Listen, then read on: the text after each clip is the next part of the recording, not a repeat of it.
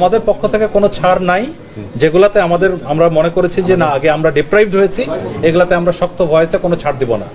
Zero লাইনে দাঁড়ায় আছি, আপনাদের এখানে আসার দরকার নাই, আমি এনাফ বিএসএফ কে সাইজ করার জন্য। আর কোনো ছাড় নয়, এখন থেকে ভারতের সাথে চোখে চোখ রেখে কথা হবে, এমনই ইঙ্গিত দিয়েছেন বিজিবি মহাপরিচালক মেজর জেনারেল মোহাম্মদ আশরাফুজ্জামান সিদ্দিকী। তিনি বলেছেন, ভারতের সঙ্গে যে বিষয়গুলোতে আমরা মনে করছি যে বঞ্চিত হয়েছি, সে বিষয়গুলোতে কোনো ছাড় দেব না। এছাড়া স্বরাষ্ট্রমন্ত্রীও কঠিন হুমকি দিয়েছেন ভারতকে, যা শুনে রীতিমতো প্যান্ট ভিজে যাবার দশা দাদাবাবুদের। কি বললেন তিনি? হঠাৎ কেন ও কিভাবে এত সাহসী হয়ে উঠল বাংলাদেশ? বিস্তারিত থাকছে জীবনের কথার এই পর্বে। হাসিনা আমলে ভারতের বিপক্ষে বাংলাদেশ সরকার কেবল জি হুজুরের ভূমিকা পালন করেছে। শত অন্যায় অবিচারের পরও আওয়ামী সরকারের কেউ টু শব্দটুকুও করেনি। তবে সাম্প্রতিক সময়ে তার ভিন্নতা দেখা যাচ্ছে। এখন আর কেবল পিঠ দেখিয়ে নয়, চোখে চোখ রেখেই এগিয়ে চলেছে বাংলাদেশ। সর্বশেষ বিজিবি মহাপরিচালক বলেছেন, পররাষ্ট্র মন্ত্রণালয়কে বলেছি ভারতের সঙ্গে অসম চুক্তিগুলো নিয়ে কাজ করতে। ডিপ্লোম্যাটিক চ্যানেলে এটা সমাধান করা হবে। আমাদের পক্ষ থেকে কোনো ছাড় দেওয়া হবে না। যেগুলোতে আমরা মনে করছি যে আমরা বঞ্চিত হয়েছি, সে বিষয়গুলোতে কোনো ছাড় দেব না। আশরাফুজ্জামান সিদ্দিকী বলেন, ভারতের সঙ্গে সীমান্ত সম্মেলনে যাওয়ার আগে সাংবাদিকদের নিয়ে আমরা বসব। সেখানে আপনারা সুনির্দিষ্ট তথ্য পাবেন। বর্ডার কিলিংয়ে সম্মেলনের সবচেয়ে গুরুত্বপূর্ণ এজেন্ডা। মোট কথা, কোনো বিষয়ে তাদের কোনো ছাড় দেওয়া হবে না। এর দিন কয়েক আগেই ৪৯ বর্ডার গার্ড বাংলাদেশের অধিনায়ক লেফটেন্যান্ট কর্নেল গোলাম কিবরিয়া সম্প্রতি সীমান্তের নিরাপত্তা ও গ্রামবাসীদের ভূমিকা নিয়ে গুরুত্বপূর্ণ মন্তব্য করেছেন। তিনি বলেছেন, আমি একাই বিএসএফকে শায়েস্তা করার জন্য যথেষ্ট। আপনাদের এখানে আসার দরকার নেই। যখন আমার প্রয়োজনে গ্রামবাসীদের সহযোগিতা প্রয়োজন হবে, তখন আমি আপনাদের জানাবো। তিনি আরও বলেন, আমাদের হাতে অস্ত্র আছে, প্রশিক্ষণ আছে এবং সবচেয়ে বড় বিষয়, আমাদের মনোবল অটুট। আমাদের পেছনে 18 কোটি মানুষের সমর্থন রয়েছে। বিজিবি সীমান্তে দাঁড়িয়ে থাকলে নিরাপত্তা নিয়ে আপনাদের চিন্তা করার প্রয়োজন নেই। ইনশাআল্লাহ বিজিবি হবে সীমান্তে নিরাপত্তা ও আস্থার প্রতীক। গ্রামবাসীদের উদ্দেশ্যে তিনি বলেন, সীমান্ত এলাকায় ভিড় করে আমাদের কাজ ব্যাহত করবেন না। তবে যে কোনো প্রয়োজনে আপনারা সবসময় আমার সাহায্য সহযোগিতা পাবেন।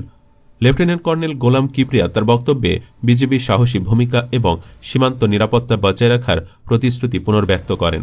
হাসিনার আমলে বিজিবির কোনো সদস্য এভাবে কথা বলার সাহস দেখায়নি। কেউ কোথাও যেন তাদের বেঁধে রেখেছিল। হাসিনা পলায়নের পরই সেই বাঁধন খুলে গিয়েছে। তারপর থেকেই বিজিবিকে সীমান্তে দারুণ ভূমিকা পালন করতে দেখা গিয়েছে। সীমান্তে বাংলাদেশের কিছু কিছু জায়গায় দীর্ঘদিন ধরে ভারত ভোগ করছিল। সম্প্রতি বিজিবি তা উদ্ধার করে বাংলাদেশি কৃষকদের দিয়ে চাষাবাদ করাচ্ছে। তবে কেবল এখানেই নয়, ভারতকে অন্যান্য দিক থেকেও শায়েস্তা করা হবে বলে হুমকি দিয়েছে স্বরাষ্ট্রমন্ত্রীও। আগামী মাসে ভারতের রাজধানী নয়াদিল্লিতে বর্ডার গার্ড বাংলাদেশ ও ভারতীয় সীমান্তরক্ষী বাহিনীর মহাপরিচালক পর্যায়ের সীমান্ত সম্মেলন হবে। এ সম্মেলনে সীমান্ত হত্যা বন্ধ করা সহ বিভিন্ন বিষয় নিয়ে আলোচনা হবে বলে জানিয়েছেন স্বরাষ্ট্র উপদেষ্টা লেফটেন্যান্ট জেনারেল অবসরপ্রাপ্ত মোহাম্মদ জাহাঙ্গীর আলম চৌধুরী। তিনি বলেছেন, এবারে সম্মেলনে বাংলাদেশের কথার টোন আলাদা হবে। সম্মেলন সামনে রেখে আজ বুধবার সচিবালয়ে প্রস্তুতিমূলক আন্তঃমন্ত্রণালয় সভা হয়। এ সভা শেষে সংবাদ ব্রিফিংয়ে এসব কথা বলেন স্বরাষ্ট্র উপদেষ্টা। 17 থেকে 20 ফেব্রুয়ারি নয়াদিল্লিতে 55তম বিজিবি বিএসএফ মহাপরিচালক পর্যায়ে সীমান্ত সম্মেলন অনুষ্ঠিত হবে। সংবাদ ব্রিফিংয়ে এ সম্মেলনের মূল আলোচ্য বিষয়গুলো সাংবাদিকদের কাছে তুলে ধরেন জাহাঙ্গীর আলম চৌধুরী। স্বরাষ্ট্র উপদেষ্টা বলেন, ভারতীয় নাগরিক, বিএসএফ ও অন্য যারা সীমান্তে হত্যা করছে, এটি যেভাবে হোক তাদের বন্ধ করতে হবে। এটা কোনোভাবেই গ্রহণযোগ্য নয়। অনেক সময় দেখা গেছে বিএসএফ কর্তৃক এবং তাদের দুষ্কৃতিকারীরা সীমান্ত থেকে কৃষিকাজ করার সময় বাংলাদেশের নাগরিক ধরে নিয়ে যায়। এটি যেন তারা না করে, সেজন্য তাদের বলা হবে। অনেক সময় সীমান্ত লঙ্ঘন করে অবৈধভাবে পারাপারের চেষ্টা করা হয় বলে উল্লেখ করেন জাহাঙ্গীর আলম চৌধুরী।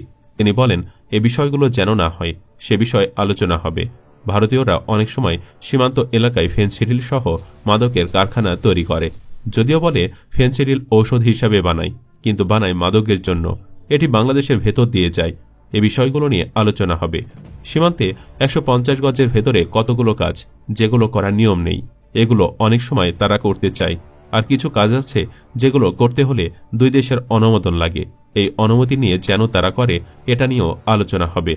স্বরাষ্ট্র উপদেষ্টা বলেন, ভারতীয় গণমাধ্যম যে মিথ্যা সংবাদ পরিবেশন করে এটি কিভাবে তারা বন্ধ করতে পারে সে ব্যাপারেও আলোচনা হবে। এছাড়া নদীর পানির যেন সুষম বন্টন হয়, পানি চুক্তির বাস্তবায়ন ও কিভাবে দুই দেশের সম্পর্ক আরও ভালো হয়, পারস্পরিক আস্থা বৃদ্ধি পায়, এগুলোর ব্যাপারে আলোচনা হবে। ভারতের সঙ্গে 4টি চুক্তি হওয়ার কথা উল্লেখ করে জাহাঙ্গীর আলম চৌধুরী বলেন, 2010 সালে যে চুক্তিটি হয়েছে সেটির ভেতরে বড় ধরনের সমস্যা দেখা দিয়েছে। চুক্তিটি কিছুটা অসম, এজন্য আলোচনা হবে। এ চুক্তি এভাবে হয়নি, এভাবে হওয়া দরকার ছিল। এগুলো পররাষ্ট্র মন্ত্রণালয়ের মাধ্যমে আগেও জানানো হয়েছে। সংবাদ ব্রিফিংয়ে একজন সাংবাদিক সীমান্ত পর্যায়ে আগের বিভিন্ন বৈঠক কাভার করার অভিজ্ঞতার কথা তুলে ধরে প্রশ্ন করেন, এখানে আলোচনার বিষয়গুলোতে নতুনত্ব কিছু দেখছি না, নতুনত্ব কি আছে? জবাবে স্বরাষ্ট্র উপদেষ্টা বলেন, নতুনত্ব কোনটা চাচ্ছেন? এখন নতুনত্ব হলো ওইটা। আগে যেভাবে কথাটা বলতো এবারের কথার টোনটা আলাদা হবে। সরকার কেবল কথাতেই সীমাবদ্ধ থাকতে চায় না, ভারতকে কিভাবে আরও চাপে রাখা যায় সে বিষয়েও ভাবতে শুরু করেছে। একটি দেশের স্বাধীনতা ও সার্বভৌমত্ব রক্ষায় শক্তিশালী সামরিক বাহিনী অত্যন্ত গুরুত্বপূর্ণ। শুধু দেশের সুরক্ষায় নয়, অন্য দেশের বিরুদ্ধে যুদ্ধ ঘোষণা এবং বিশ্বমঞ্চে নিজের প্রভাব বিস্তারেও সামরিক শক্তি অন্যতম বিবেচ্য বিষয়। আর এজন্যই বিশ্বের প্রতিটি দেশ তার সামরিক শক্তিকে প্রতিনিয়ত বাড়ানোর চেষ্টা করে থাকে। অনেক দেশ বিলিয়ন ডলার ব্যয় করে শুধু এই খাতে। বাংলাদেশও তার সামরিক খাতকে অত্যন্ত গুরুত্ব দিয়ে থাকে। প্রতিবছর জাতীয় বাজেটের একটি বড় অংশ প্রতিরক্ষা খাতে ব্যয় হয়। বাংলাদেশ সামরিক বাহিনীর সদস্যরা বিভিন্ন দেশের মহড়া এবং প্রশিক্ষণে অংশ নেন। এমনকি জাতিসংঘের শান্তিরক্ষী মিশনে তারা গুরুত্বপূর্ণ ভূমিকা রেখে চলেছেন। বাংলাদেশ সবসময় তার সামরিক বাহিনীকে শক্তিশালী এবং আধুনিকায়ন করার চেষ্টা করে আসছে। তারই অংশ হিসেবে যুক্তরাষ্ট্র, চীন, তুরস্ক সহ বিভিন্ন দেশ থেকে সামরিক সরঞ্জাম কিনে থাকে বাংলাদেশ। বাংলাদেশ তার নৌবাহিনীর জন্য সাবমেরিন কিনেছে। তুরস্ক থেকে আধুনিক ড্রোনও কিনেছে বাংলাদেশ সেনাবাহিনী। বাংলাদেশ তার বিমান বাহিনীর আধুনিকায়নে অত্যাধুনিক যুদ্ধ বিমান কেনার জন্য প্রচেষ্টা চালাচ্ছে। সম্প্রতি জানা গিয়েছে, বাংলাদেশের সামরিক বাহিনীর আকার খুব বেশি বড় না হলেও আধা সামরিক বাহিনীর দিক থেকে বাংলাদেশের বিশ্বে 1 নম্বরে। বাংলাদেশে রয়েছে 68 লক্ষের বিশাল প্যারা মিলিটারি ফোর্স। যুদ্ধ বা রাষ্ট্রের যে কোনো জরুরি প্রয়োজনে তারা সহায়ক শক্তি হিসাবে কাজ করতে পারেন। এমনিতে বাংলাদেশের মোট সামরিক বাহিনীর আকার প্রায় 7 লাখ। এর মধ্যে সক্রিয় সৈন্য সংখ্যা 1,63,000। বাংলাদেশ বিমান বাহিনীতে রয়েছে 17,400 সদস্য এবং নৌবাহিনীতে রয়েছে 25,100 নৌসেনা। বাংলাদেশের মোট জনসংখ্যা 16 কোটির বেশি। এর মধ্যে প্রায় 6,61,00,000 মানুষ সামরিক বাহিনীতে যুক্ত হওয়ার যোগ্য। এছাড়া দেশের বেশিরভাগ মানুষ ভারত বিরোধী। ভারতের বিপক্ষে প্রয়োজনে জীবন দিতে প্রস্তুত এমন জনশক্তিও কোটি কোটি।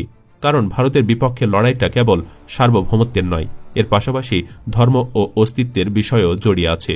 ইসলামে হিন্দুস্তানের বিপক্ষে যুদ্ধের স্পষ্ট বক্তব্য রয়েছে। সে যুদ্ধের বিষয়ে মুসলমানরা যথেষ্ট অবগত আছে। অনেকে তো এখনই প্রস্তুতি নিয়ে বসে আছেন, সে যুদ্ধের অংশ হবার প্রার্থনাও করছেন। সুপ্রিয় দর্শক, ভারতের বিপক্ষে লড়াইয়ের জন্য আপনি প্রস্তুত তো? প্রস্তুত হলে ইনশাআল্লাহ লিখে কমেন্টে জানাতে পারেন আপনার মনের কথা। জানাতে ভুলবেন না নতুন বাংলাদেশের বিজিবি পরিচালক ও স্বরাষ্ট্রমন্ত্রীর কথাগুলো কেমন লাগছে। ভালো লাগলে যথারীতি ভিডিওটি লাইক ও শেয়ার করুন। পরবর্তীতে আরও এমন ভিডিও মিস করতে না চাইলে বেল বাটনটি প্রেস করে রাখুন। ধন্যবাদ।